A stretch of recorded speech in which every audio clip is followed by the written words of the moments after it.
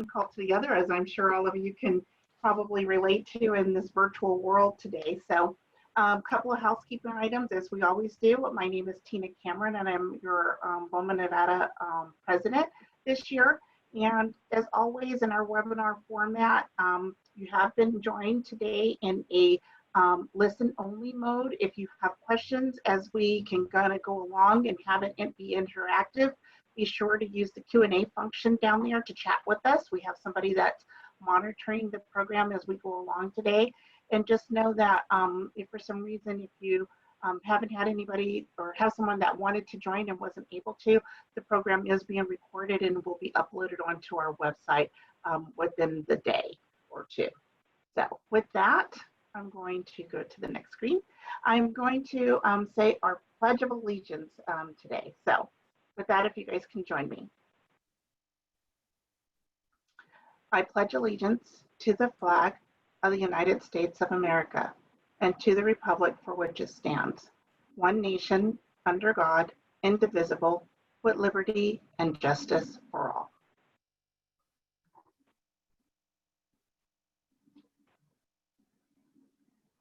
Thank you. Thank you, Tara. So BOMA Nevada's mission statement: our organization promotes the growth and professional success of its members and customers in the commercial real estate industry by creating and fostering an environment of excellence through partnership, advocacy, and education.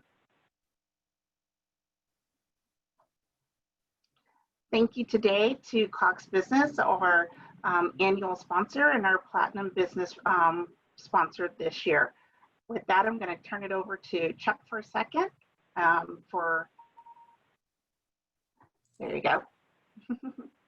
Sure, and we thank Community Vision for our website sponsor as well. If you can back up one slide for 1 second so I can get some screen time. There That's they right. Are. So, again, thank you for Community Vision. And then if you go forward, so most of you probably know me, Chuck Eller with Cox Business, been in Vegas and Cox Business a little over 7 years. Just honored and excited today to talk about a very important topic. And so we had the opportunity to sponsor this lunch and talk about cybersecurity. I think everybody at some point, either personally or for their business, have been affected.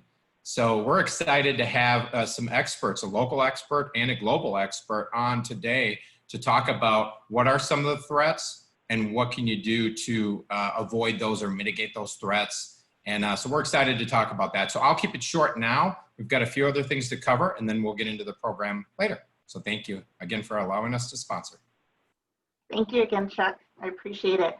I'm going to make some announcements again for committee announcements. And I know we're already halfway through the year, but your input is valuable. We have had great success this year, even through Zoom and being remote this year. But our advocacy team, we have some very dedicated people there, but we're always looking for more people that are wanting to be part of what we're doing to make a difference for us here in Southern Nevada. So if you're interested in joining either advocacy or programs, education, community outreach, and diversity, golf is going to be different this year, but even the golf or membership and our Toby committees, we're definitely still looking for volunteers to join our great volunteers that are already a part of those committees. So please reach out to myself or to Tara, and we'll make sure that we get you to the correct person. With that, again, like I just mentioned, golf is going to be slightly different this year with us not being able to gather and having some restrictions there. So we still want you to save the date because we're going to have a themed event around October 29th, Thursday, October 29th. So guess it might be themed about what? Maybe Halloween. I don't know. Don't want to steal the thunder over there, but join us for that. And then also just a reminder for our Tobys Awards this year. Right now, we are still planning to meet in person in February, and we'll be recognizing Chris McGee as our Leadership Award recipient. We'll have a backup plan in case that doesn't happen, but in the meantime, for now, mark your calendars for February 20th at the JW Marriott Hotel. So it'll be a great event. And for property managers, we had our first workshop for Toby entries back in, oh my goodness, time is flying, I think July. And we actually have another one scheduled for tomorrow afternoon. So if you have anybody that's interested in learning what you need to prep for Toby, I will tell you we are doing all the Toby tours on a local level this year in a virtual format, which is a little bit different. To me, maybe a little bit easier in order to put that presentation together for you, but we'll be walking through those steps on how you prepare to do a virtual tour tomorrow for Toby training. So tomorrow at 2:30, if you haven't signed up, you still have time to do so now, and we'll be happy to share that information with you. Education committee. So now is the time to really kind of step up and invest in yourself. This is where I think we talked about numerous times at the beginning of the year, where education is the opportunity to not only show your employer, but also to really invest in yourself and to hone those skills that you're going to need to make those next steps. Sometimes it's hard to know whether or not you want to do a full RPA, but on the previous slide, what we talked about is the CMCP award. That is just one class, 30 hours, and it helps you get that first building block in for your education. And it's a good learning step for those that don't know if they want to do a full designation, but to put their toe in the water, check that out. Our next class, for those of you that are on the RPA journey, is Ethics is a Good Business short course. And so that will be held on November 17th. The cost is on there. We just wrapped up I believe it's budget and accounting last week, and it was done remotely. So the instructor was actually on the East Coast, and our students were in their either work or home and attended the course over a couple of days. And so we'll have that same format available for the next one coming up again on November 17th for Ethics as a Good Business. So, all right. Membership committee. I think I kind of mentioned that last week. Please call today. We have some special membership offers for property managers. If you have somebody that is not joined or interested, now is the time to do so. We definitely have something discounted and exciting for those property managers that are wanting to join. So reach out and call again Tara or Farrah Carr, and we'll be happy to share that information with you. All right, and so I'm going to turn it over in just a minute to Dylan with Cox Communication. I'm sorry, he's director with RapidScale at Cox Business Company, and so he's going to be sharing some of those tips today on cybersecurity. And please don't let me forget, I think Bobby Swisbury is also going to be joining in at parts of that while Chuck moderates for our two speakers today. So thank you for joining us. We appreciate your time. Absolutely. Thank you, Tina. I'm going to give another quick intro here and share my screen. And please let me know when you guys are able to see the screen. Are you guys able to see it?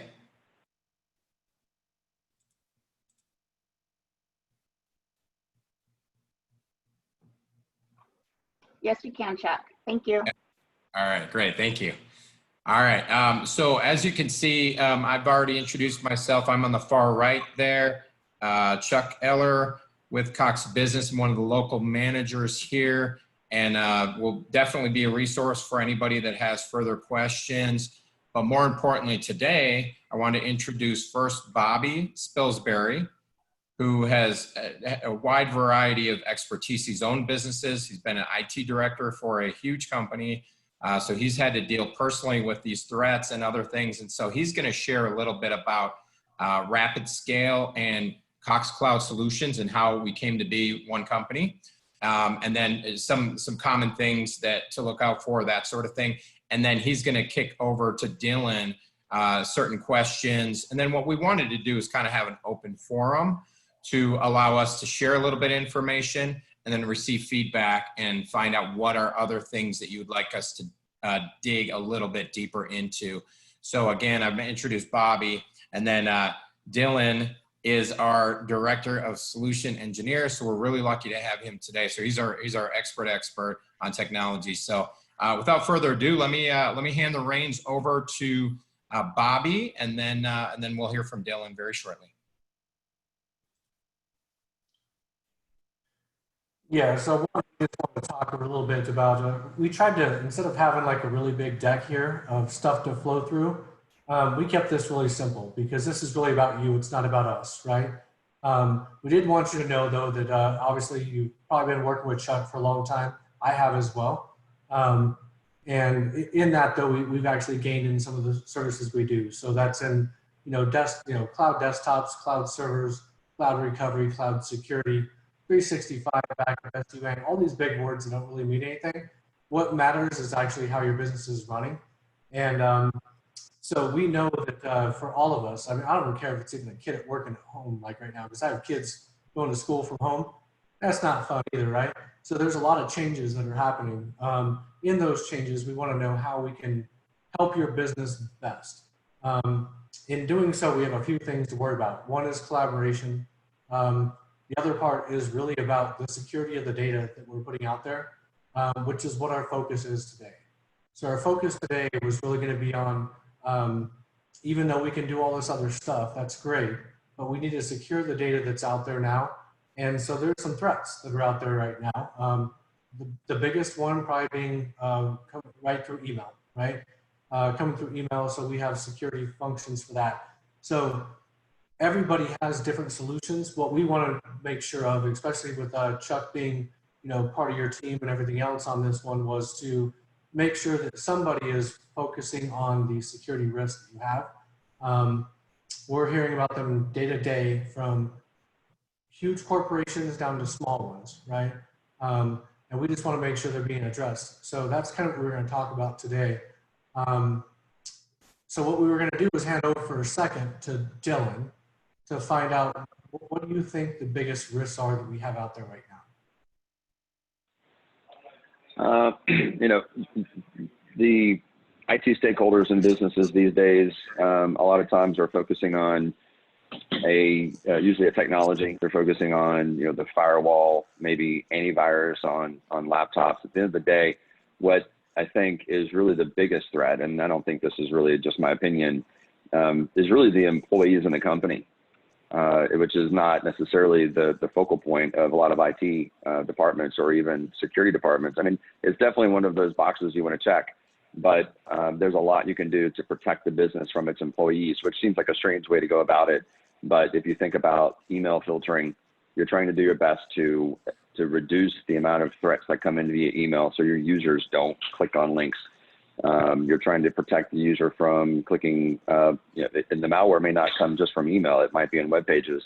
And then also just making the users more aware of the things that they're doing as they're going about their day. It may not be email. Of course, email is a central part of any business's day-to-day operation, but the threats can come from lots of other places. A pretty common example is if you're walking outside and you see a thumb drive on the ground, pick that up, stick in your computer, let's see what's on it. It's probably going to be malware. And there's a pretty good chance. In fact, that's social engineering is what that's referred to as. So my biggest concern usually, because it's usually the biggest deficit in a company, is ensuring that they're paying attention to how they're protecting the business and its data from its employees, especially in this day and age where everyone's working remotely. I agree. And I think, Dylan and I both, I came from a big background of being like an IT director for a $10 billion corporation.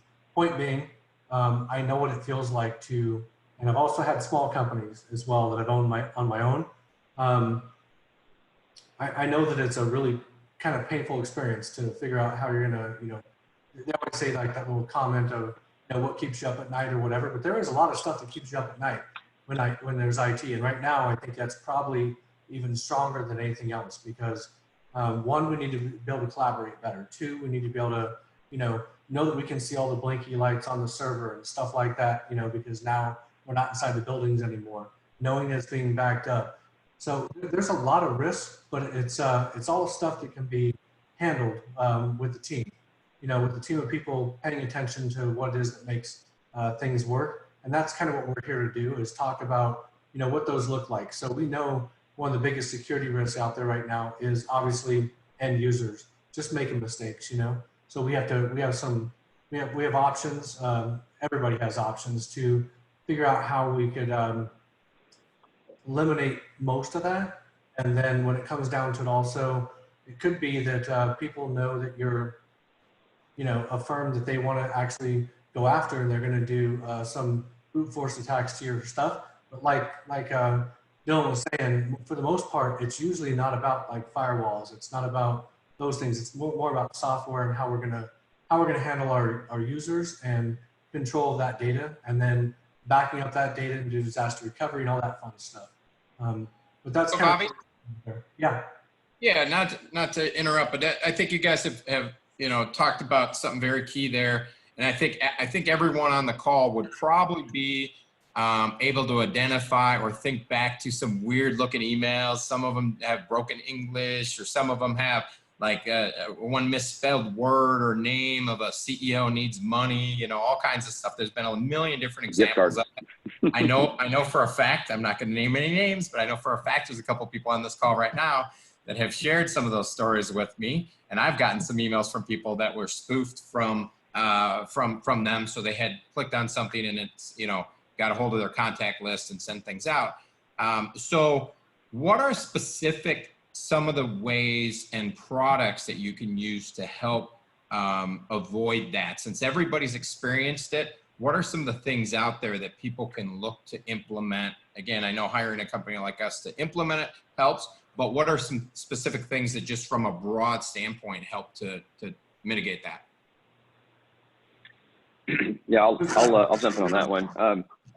First of all, the process that we would go through and talking about specific products, of course, is great, and I'll jump into that in a second. But what Bobby and his peers and what my team does is really engage from a consultative perspective to understand what the business's challenges are and ask some open-ended, not really probing, but some open-ended questions to understand maybe where you have some vulnerabilities and some areas that we can fill the gaps on. Generally, most businesses these days have some kind of email protection, and there certainly are a wide range of providers when it comes to email protection. There's Barracuda, there's Proofpoint, there's the built-in, you know, Microsoft tools. We try and align ourselves with the industry leaders in each of the categories that we provide services for. And I don't call them products, I call them services, because as we saw on the one slide, we have a multi-tiered management model. So we're not just reselling technology, we're providing a solution and hopefully a partnership. But with the email solution that we provide, for instance, it's a company called Mimecast, and it's easily an industry leader, and it's multifaceted. It's not just spam virus protection. We also have a component of that called targeted threat protection, which if it's a CEO, the CEO of the company, the board of the company, you know, we ingest those names into the system, in the configuration, so that they can be better tailored towards ensuring that emails with those names and with the keywords are filtered better. And maybe it's accounting information. You know, a lot of the threats these days have been direct to the accounting department. Another product I think that's really important is identity management, which is something that we've recently embraced. And it's not a simple solution to provide. There are certainly lots of tools out there, but what identity management is, as most people on this call, whether they're engaged with the business applications from an employee perspective or an IT perspective, you have SaaS-based applications, you have on-premises-based applications, you have different assets that the company has, tools that they have, and you have logins for each one of these things. Most of those tools allow you to integrate an identity management solution. Single sign-on is another way of talking about it. And by integrating those single sign-on solutions, it provides a more seamless experience for the end user, but more importantly, a better point of management, whether it's enforcing multi-factor authentication or password complexities, deprovisioning of users. This is all done much more simplistic when we have 12 assets, and instead of having 12 different points of management, we have one. just by configuring those to leverage that identity management solution. And then I think just employee education is super important. We call it user awareness training. And it's actually by the same company, which is Mimecast. They do a fantastic job. It's actually comedians that produce, or I shouldn't say produce, but comedians that act in the videos. So it's actually really interesting. I enjoy getting it once a month. I usually reach out if I don't get it because it's off schedule, because I enjoy watching it. A little test at the end. What's really important about the holistic Mimecast solution, though, is as a business, you understand not only the company's risk, not only down to a department level risk, but even with phishing, simulated phishing campaigns, you can understand the risk down to the individual user and how that person is impacting the potential of the business being in a tight spot down the road, which I think is really important. It's not just about throwing technology on top of things, but it's actually having results that you can leverage to better the situation and the risk assessment of the company. Yeah, I think those are all good points, man. There's obviously when you go to a deeper level of security, we do have people getting hit with DDoS attacks, things like that. So there are solutions for those as well. Again, just like Dylan had said, we pick the top of the industries in every one of them and provide those along with some support. But yeah, so I think DDoS mitigation might be something for some people, mainly larger companies. And then, you know, obviously like SIM, you know, so security information event management, which is just reporting. But point being, visibility, access, and control. Those are the things that you need to have, right? And you can do that with different applications that are out there. And we're here to help you guys figure out what those look like, whether you go with us or somebody else. That's not important. What's important is that you actually do secure that information and go from there. I like to draw a quick mental image since I don't have a whiteboard, but think of a house and think of a neighborhood. And I think I did a video for our video repository. I think it's even on YouTube, drawing this out. So if you think of a neighborhood and a house, and those are your valuable assets when it comes to a company and the security that you would wrap around that, you probably would want to live in a gated community because you want to keep the bad actors out. You probably want a guard at the gate that's validating every person that comes in through the gate that they're actually on the accepted list and they're allowed to come in. That's actually not your firewall. That wouldn't be related to your firewall. That would be a service like Mimecast or Imperva, which Bobby kind of alluded to, which is either DDoS mitigation, web application, firewall protection. These are cloud-based services that eliminate the bad actors before they even get to your network. And then you get to your house, and we get to the front door, and the front door will be the firewall in the analogy. But in the world of the internet, everyone has a key, and it may not fit in the hole, and it may not fit in the hole in turn, but at some point it will, because there's thousands of people coming to your front door every day. And at some point, the front door will open, and then you want to be sure that you can accurately identify who the person is, where in the house they are, and what they're doing. And we have various products that wrap around to provide those types of services for your company's data. What Bobby had mentioned, which is the kind of a general term, which is SIM, Security Information and Events Manager. We have that. We can also ensure that we have an understanding of the ingress and egress from each room, for instance. So that would be IDS and IPS at the server level, at the virtual machine level, glass break sensors, motion sensors, video recording. All of these can be attributed to a solution that we can provide within the world of data centers and cloud solutions. And not all of them need to be necessarily RapidScale based solutions. They can be AWS, Azure, another cloud provider, on premises in your own data center or own private cloud. Most of these services that we have, we can actually push those down into those environments as well. Excellent. Let me jump in here real quick because as smart as you gentlemen are, it gets a little technical sometimes. And I'm guessing, I'm not going to ask for a show of hands, but I'm guessing there's a couple people that are glassing over a little bit just because it's some technology that not everybody deals with from day to day. And I don't even, you know, I recognize most of those names, but I don't know exactly how all of that stuff works. But I know and trust that it works, so that's good. But inevitably, with all the cyber security potential issues and things that can happen, eventually things are going to happen. Things are going to break. So I don't want to use the word dumb it down, but I want to dumb it down and just say, what is an application that everybody can identify with? And I'll give the example, and then I'll have you guys kind of weigh in on some solutions. But almost everybody either use Google, email, or they use Microsoft 365, something like that for their email. When they do mess up and maybe even get something, or they delete something by accident, because again, I'm hearing you guys say there's email threats, there's links, you know, sometimes you'll delete something and whoops, I deleted the wrong thing. And usually when you delete it, you know, maybe in the delete box, and then you delete the deleted box and then it's gone, right? So what are ways that protect a company from itself, from the users, to say, okay, we know threats are going to come through. We're going to try to stop almost all of them, but when they do, what's a way to work on it and get your data back, or get, you know, back to a good place?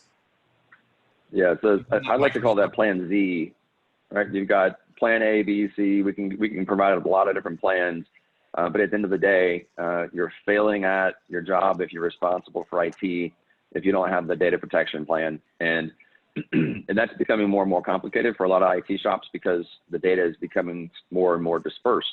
While as RapidScale, I would call a premier provider of virtual desktops and desktop as a service, well, we can take the access and the applications and bring them into a single unified interface for the end user to use. There's oftentimes still Salesforce.com, maybe QuickBooks Online. There's tons and tons of online SaaS, software as a service based services these days, and Office 365 being a perfect example.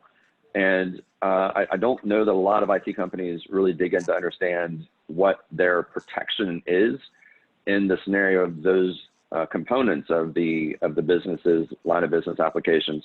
So for instance, with Office 365, you don't inherently get an SLA around recoverability of data. You do get an SLA around availability of data, but if it's deleted by a disgruntled employee, if there's some kind of a catastrophic event in that region, you don't inherently get disaster recovery built in. You don't inherently get data protection built in, maybe to a basic level, but you're not going to be able to go back 60 days and recover data. So we would be able to provide a backup suite for the Office 365 plan, for instance, that removes the data from the Office 365 cloud and puts it into a place that is not susceptible to the same catastrophic event, and gives you granularity for recoverability, whether it's by user, by email, Teams data, SharePoint data, and be able to recover that. And so that, again, that's the Plan Z, if you will, because the other mechanisms have failed, or you didn't have a budget to implement them all. And not many companies implement all of the things that we recommend, unfortunately, for them in some cases. Usually budgets are created by exploits and vulnerabilities, unfortunately, when companies actually go through a situation where money's been sent to an unknown party because the accounting person thought it was the right vendor, or because they clicked on something, got CryptoLocker, and they've got to send Bitcoin to some unknown party to unlock the files, which is the worst thing you can do, because then they just know, they've got a captive audience for the next time they want to go through that. So that Plan Z is really important, and we've got a ton of data protection options from Office 365 to Tier 1, Tier 2, Tier 3 disaster recovery and backup options. Yeah, so I'm going to dumb it down one more step because Dylan's too smart for all of us. So when it comes down to it is basically this. As a business, you guys are trying to function probably remotely more than every other time, right? So that means a few things. That means that basically, one, your collaboration is really important. So that's whether it's Teams or Microsoft, or whether you're using G Suite or whatever. That's important. And but the more that you start to use that, when we look at so what I think Chuck was elaborating to a little bit there was just saying if you're starting to use Teams more often, whether it's somebody accidentally or on purpose, maliciously or not, delete some files from Teams or SharePoint or OneDrive or whatever. You have to look at ways to back that stuff up. We're not the only company that can do it. There's a lot that can. But that's something you have to really pay attention to. So we always look at two things. So even when it comes to email, we look at ways to protect it in front of it, to protect users from doing something they probably shouldn't do by clicking on something that's either a phishing attack or malicious, attempt or something like that into the network. We want to eliminate that. We also want to make sure that we back up that data there. And we don't just say that when I say us, I mean you should want to do the same things, making sure that stuff is all backed up and protected. Same thing comes when it comes to, anything from a server or anything else. Is it being backed up somewhere else? Do you have access to that server anymore? Is it being backed up remotely, or was it once upon a time backed up on a USB drive, sitting on the side of the server and nobody's coming in the building anymore? These are just things we want to think about. And so there's a lot of security measurements there. We can throw all kinds of names and applications out there, but it really just comes down to your business. How do you want to function? How can you be as collaborative as you were before, even better, maybe, and at the same time protect that data, right? Those are the things we have to worry about. And like I said, we're not the only company that does this kind of stuff, but we're probably the only one that does it in such a robust area. But the point would be knowing that you have some people that you can reach out to ask, hey, hey Chuck, hey Bobby, how could I make this work better? And how do I not panic right now because I have a server that's about to fail? Any of that stuff, those are all things that we do, but those are all real concerns right now because people aren't inside their buildings anymore. They're not looking at their servers anymore. They don't know where their backups are going because a lot of people are doing it in-house with a tape backup or something like that. That stuff's not going to work, anymore. When it comes to email, securing it because everybody's working remote, backing up the data that's on 365. So that wasn't to push a whole lot of fear into you. It was to let you know that there's solutions to fix all of that, right? And that's what will make your business focus better. Bobby, I actually have a very specific scenario I'd like everyone on the call to stop and consider. And if you're responsible for your company's IT, you probably will be a little more interested in this question. If you're not responsible for your company's IT, maybe ask the question to your IT department. The scenario is, as we know, a lot of email threats a lot of threats come via email. We've talked about how we can protect business email. As we know, especially in today's age, a lot of people have been sent home to work.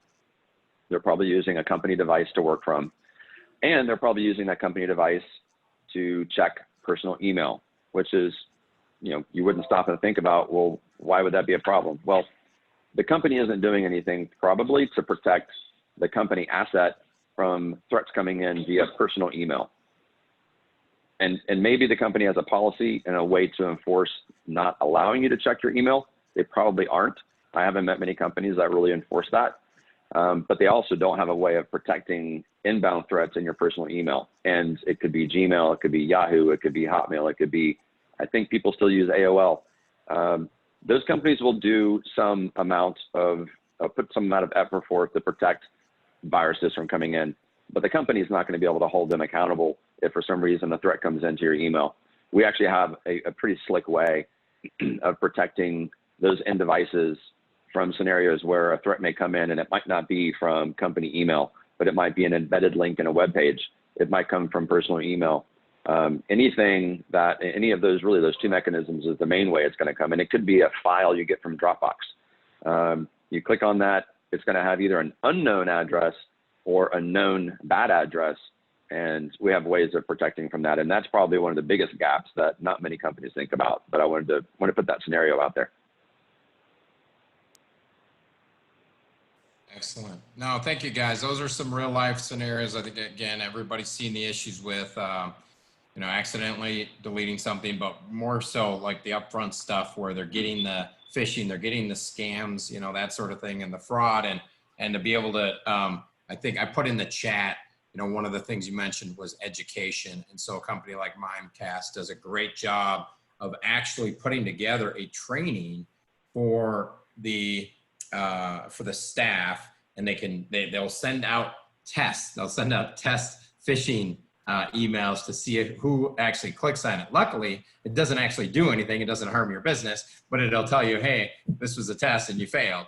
It's pretty slick, but they'll do that. And the IT department loves it because, again, they don't want to be running around now virtually or physically if they're in the office, and just fixing people's computers and trying to make sure that, you know, everything's right all the time, and one by one showing everybody, so to be able to have a resource like that and a partner like that. And again, that's what, you know, RapidScale and Cox Cloud Solutions has really embraced is, hey, we're going to use the top of the line in every industry. And so whether it's Microsoft 365, Mimecast, all these different products that and companies that we partner with to make sure that we're giving a total solution that is, number one, helping the business do what they do good, right? In the property management space, it's, you guys wear a million hats. So you're trying to juggle, you know, the leases, the tenant check-ins, checkouts, you know, making sure that everything is, you know, the inspections, the, you know, the bills, you know, that you're collecting, the rent, all that kind of stuff. You're just doing a million things, right? The physical building upkeep. And so the last thing you want to do is worry about like taking extra time to validate whether or not this is the right link, and can you click on it, can you not, and trying to reach out to your IT, which probably is not literally in your office, because most companies, the trend is starting to be less IT physically.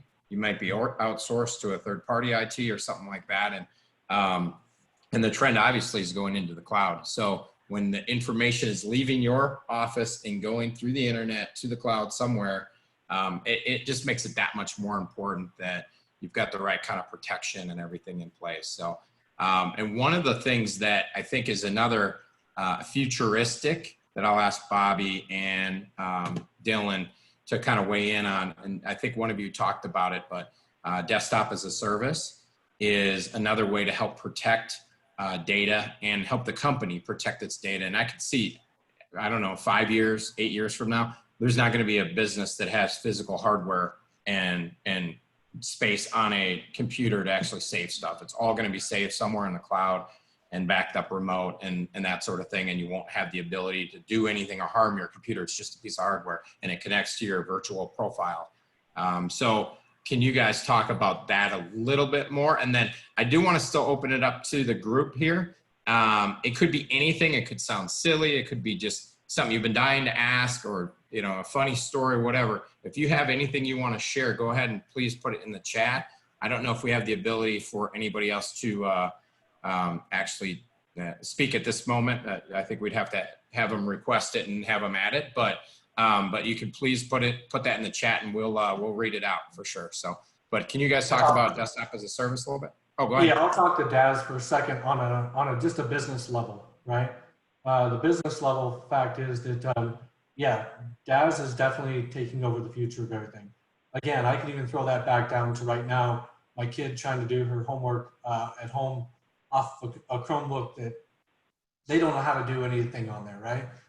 It'd be a lot better if it was actually loaded into an application that would control their stuff. However, putting that into a business model is the fact that, yeah, you have medical offices, things like that, that are, all their data is remote. Basically, what you're buying is a device to be a computer, like a keyboard, monitor, mouse, and internet connection. That's pretty much it, right?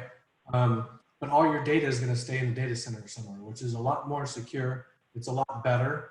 And when you look at it also, when people working remote a lot, that's a really good solution as long as they have good internet connection somewhere, right?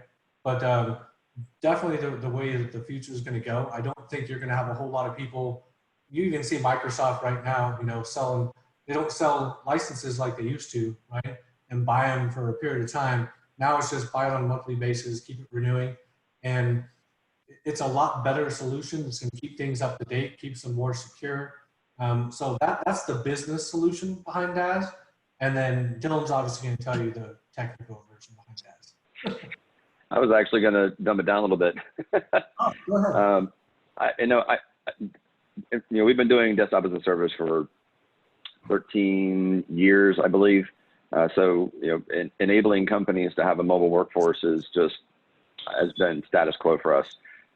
You think about the customers that we had prior to March that subscribed to our virtual desktop solutions.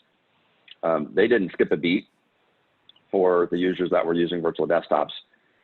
Most companies, in order to access the data, you have to come into the office. Or if you don't, maybe you have a laptop and you're mobile. So maybe the device isn't anchored to the office, but you're probably limited into what you can do if you're remote, or you have to sign into your VPN, and that takes overhead, and that can be complicated. And you can only do work stuff. You can't do, home stuff or whatever that may be. But you have to use the company device. You can't use a personal device. All of these challenges that have troubled IT have are really a non-issue when it comes to leveraging a virtual desktop solution, because you can use a Chromebook, as Bobby mentioned. You can use a MacBook. Maybe it's a company issued device, but you don't have to be in a particular place. You don't have to use a particular device, and you can use your cell phone, and you can also enforce two-factor authentication to make it that much more secure. So two-factor authentication would be, one factor would be something and that can be written down, and then that can be copied and shared, and who knows, there's the dark web, and the dark web has all your passwords, I promise, most of them at least. But with two-factor authentication, you have to have the information from the dark web or that was written down on a Post-it note and your cell phone, because that's how you're going to get your confirmation code so you can then sign in. A lot of services like Gmail and others are enforcing that these days, including Office 365, of course. So we can enforce that on desktop as a service to make it even more secure. And now if you think about it from an IT perspective, so we'll dive in the weeds a bit, and you need to update virus definitions, you need to push a new application, update an application, update Windows.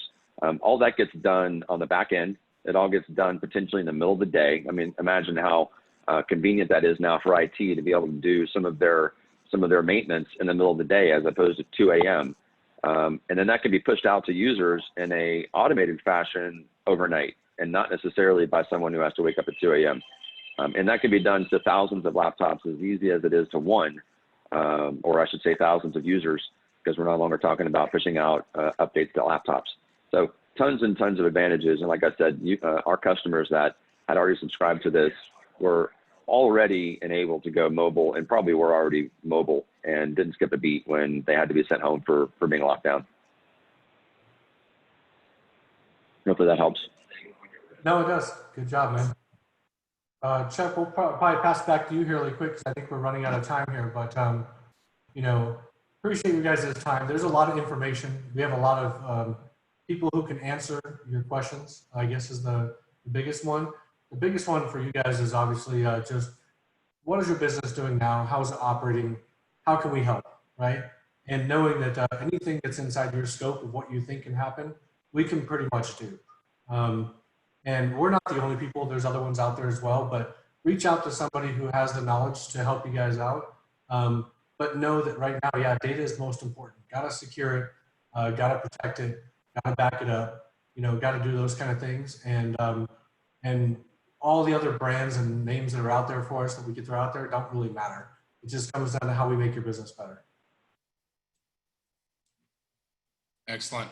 Well, thank you guys. I'm gonna hand it back over to Tina, and then again, if there's if we have any closing comments or questions from anybody, feel free to reach out. But otherwise, we'll hand it back over to Tina. Thanks for the opportunity, everyone. Thank you, Bobby, and thank you, Dylan. I really appreciate it, and Chuck for moderating that. You know what? And I appreciate you guys, as you say, dumbing it down for us, because sometimes you can tell when you guys have the expertise and the lingo kind of flows naturally. For us lay people, we have to kind of make sure we understand step by step what you're talking about. But great information. I know our company uses Mindcast for historical purposes. I love the fact that I can go find an email from 5 years ago when a tenant's disputing something, and I'm like, no, here it is. Got to find it right here. So I kind of love that. And like you said, for even our IT teams now with that two-factor identification, sometimes I find it frustrating, but I get why they're doing it. I don't like having to have my phone right when I need to log into an application, but just having that extra layer of protection and the security is definitely well worth it in the end. So I appreciate all the time that you guys have given us today. Thank you. For next month, I want you guys to join us. We're going to have a legislative update. So we're going to hear information from our couple of different special sessions, just updates that have impacted us as an organization and industry-wise. And so we will have that information next month. That will be on Tuesday, September 22nd. So join us at noon. And please reach out and let somebody know that if they've missed a webinar today, this is one they definitely do not want to miss next month so that they can get those updates. And we'll be putting in for an Amazon gift card drawing for next month's webinar update. And I'm going to circle back. There's one thing that's not on here, but I want to do a shout out to the property managers and the sponsors that joined us for our BOMA Wind Down, our mixer that we held last Wednesday. Awesome event. So we don't always get together and have an opportunity to do things together, but it was just a great kind of different connecting event. So again, look forward. We'll have another one coming out soon, and we want to make sure, yes, Wind Down was awesome, that you guys join us for our next connecting event. We'll get that information posted out to you as soon as we can. So, and just a reminder, if you see something or hear something on social media, we want you to tag us.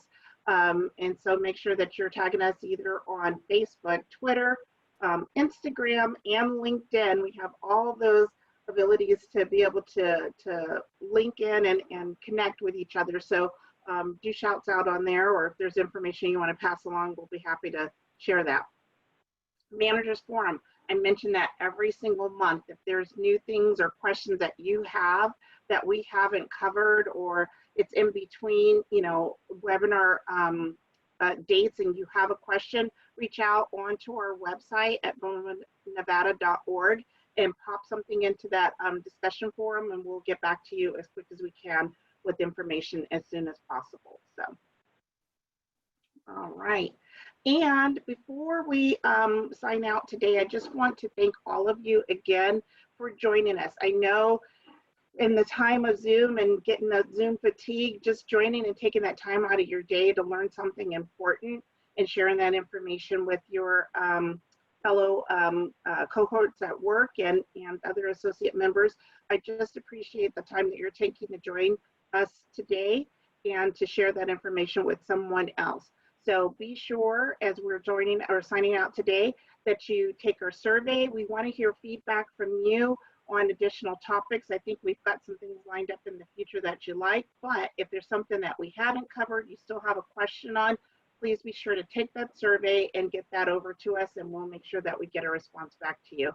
So again, thank you for joining us for our August luncheon, and thank you to our sponsor, Cox Business, and for Bobby and Dylan, our speakers, joining us today. And I so look forward to seeing you guys next month at our webinar on September 22nd. And with that, I bid you adieu. Have a great day. You know.